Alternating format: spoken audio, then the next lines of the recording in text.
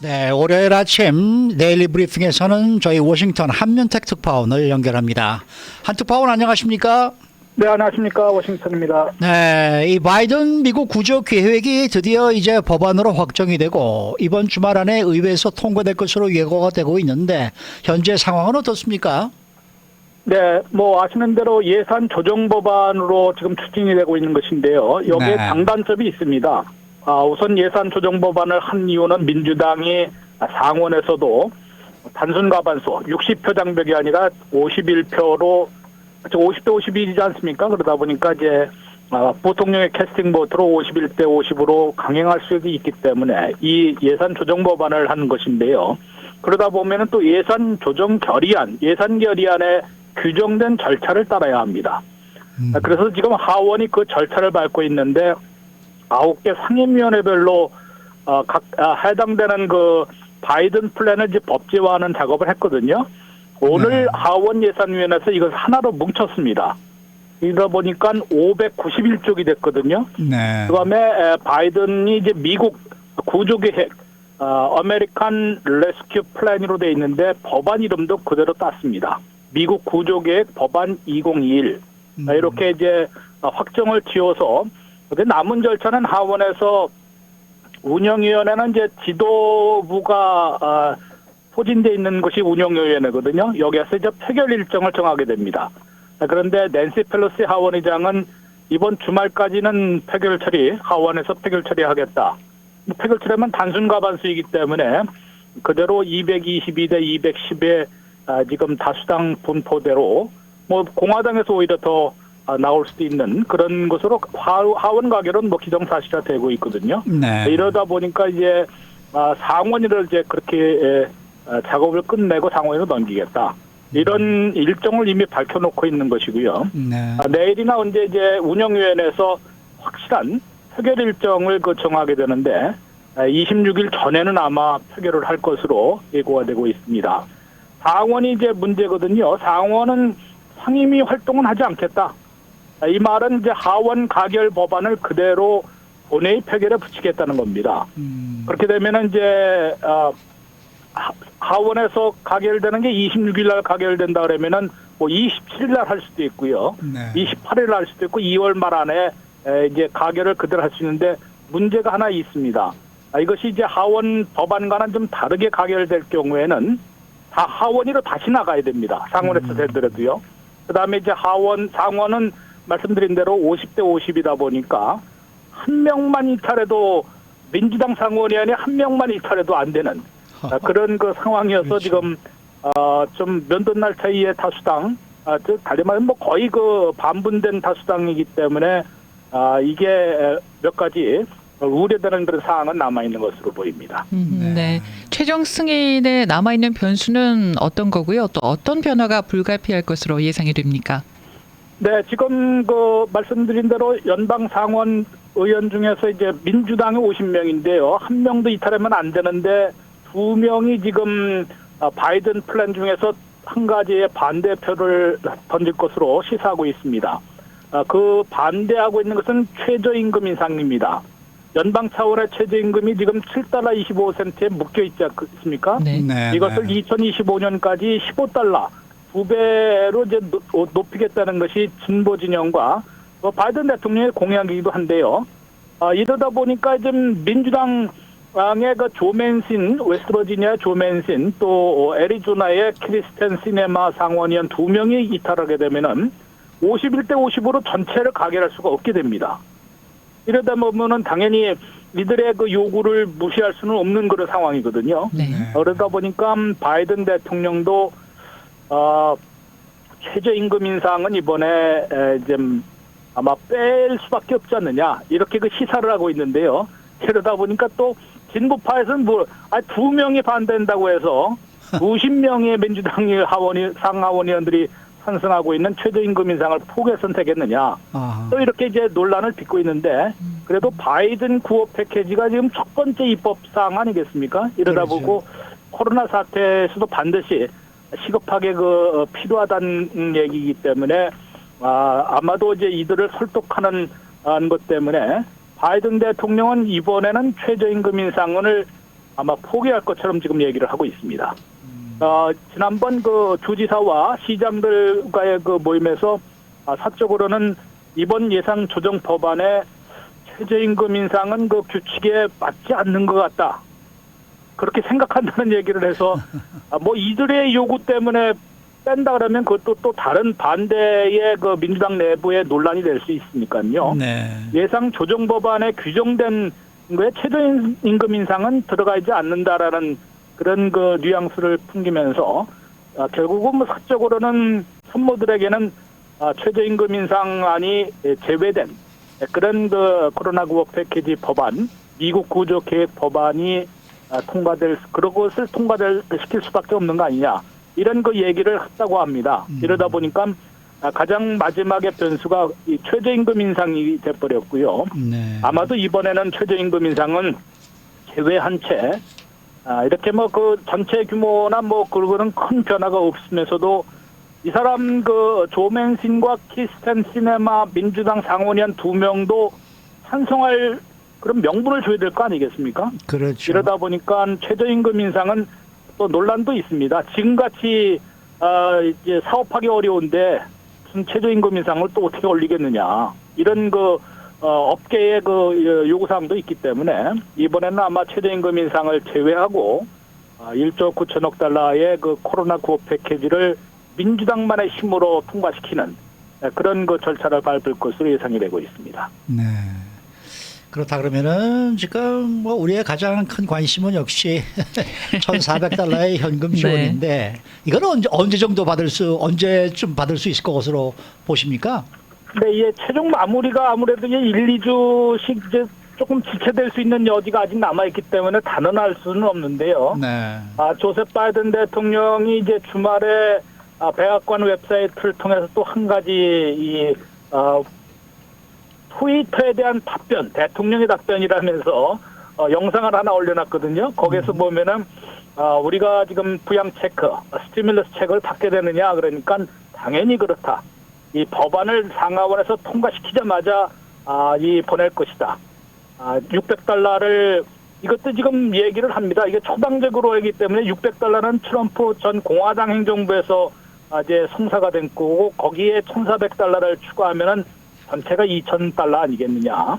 이렇게 그 얘기를 해서 초당적으로 추진하는 것처럼 이제 얘기를 하고 바로 지급이 될 것처럼 얘기하는데요. 이 상하원 통과, 특히 그 상원 통과가 일주일 늦춰질 수도 있고 그러기 때문에 이게 3월 초에는 나올 것 같은데 조금 3월 중순으로까지 또 미뤄질 수도 있고 심지어는 뭐 3월 하순에로 더 늦어질 것이다라는 그 관측도 나오는데요. 분명한 그 시한이 하나 있습니다. 3월 14일 전에는 이 지금 바이든 구조계획, 바이든 구호 패키지가 확정이 돼야 됩니다. 아시는 대로 이 바이든 지금 현재의 연방 실업수당 주당 300달러씩 11주 동안 제공하는 것이 3월 14일에 만료가 되거든요. 네. 그러니까 그 전에 이 법안을 확정하지 않으면은 그것도 조금 한 여유를 두고 일주일 전에는 확정을 해야만 그 아마 갭이 생기지 않을 수 있는데요. 그렇게 될 경우에는 400달러로 올려서 또 8월 29일까지 제공하려던 연방 실업수당 지급에 차질을 빚을 것이기 때문에 그 시한은 반드시 지키겠다는 것이 낸시 펠로시 하원의장과 척 슈머 상원 대표의 확언입니다. 공약이기도 하고요.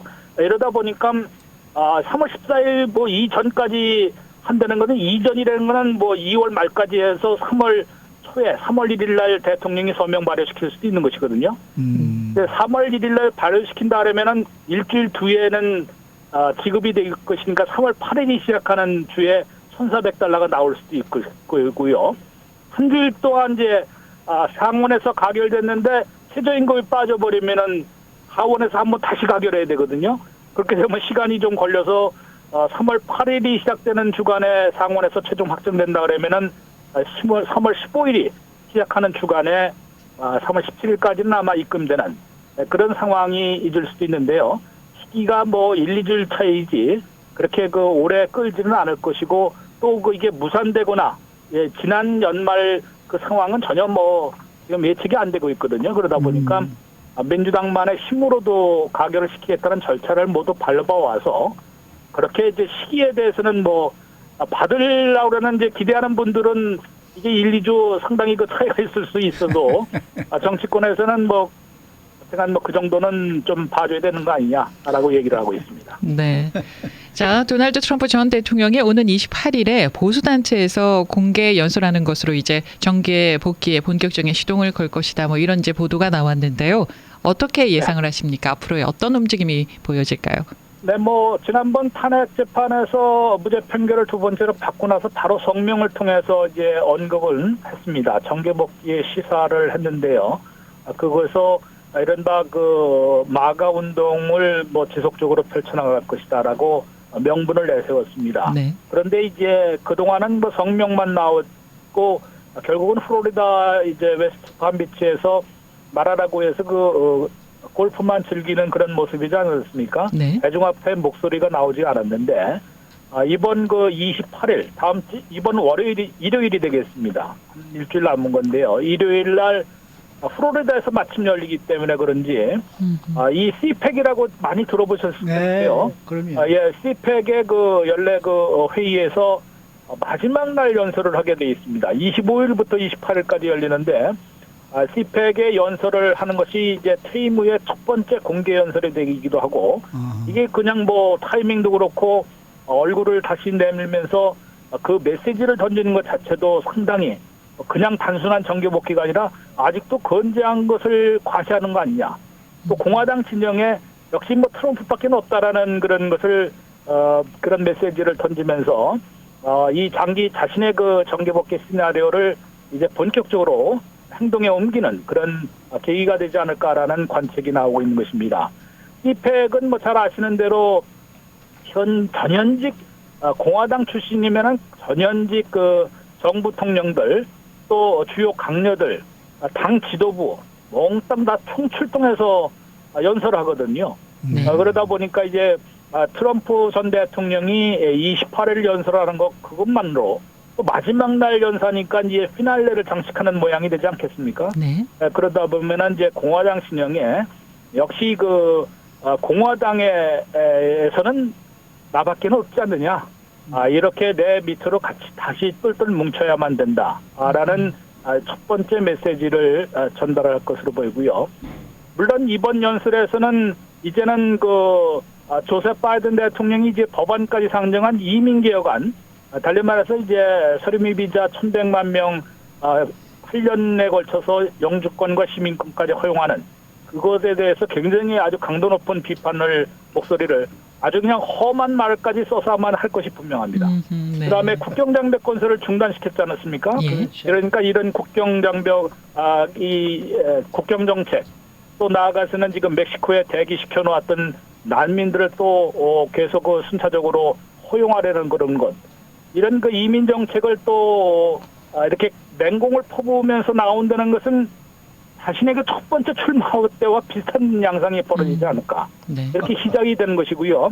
그에 앞서서 공화당 진영 내에서 하려는 것은 이미 미치 매코널로는 절대로 공화당이 어떤 선거에서도 이기지 못할 것이다. 그렇죠. 이렇게 얘기를 하면서 맹공을 퍼붓거든요. 이러다 보니까 공화당에서의 우선 결집을 먼저 자신의 존재나 영향력을 과시하는 것으로 시작했지만은 또 멀리는 이번에는 바이든 대통령의 정책까지 이제 집중포화를 퍼붓는 그런 수순을 밟으려는 것을 보입니다. 이런 것으로 볼 때는 분명하게 트럼프 전 대통령이 두 가지 시나리오를 갖고 지금 정계에 복귀하고 있는 거 아니냐 이런 관측이 나오는데요.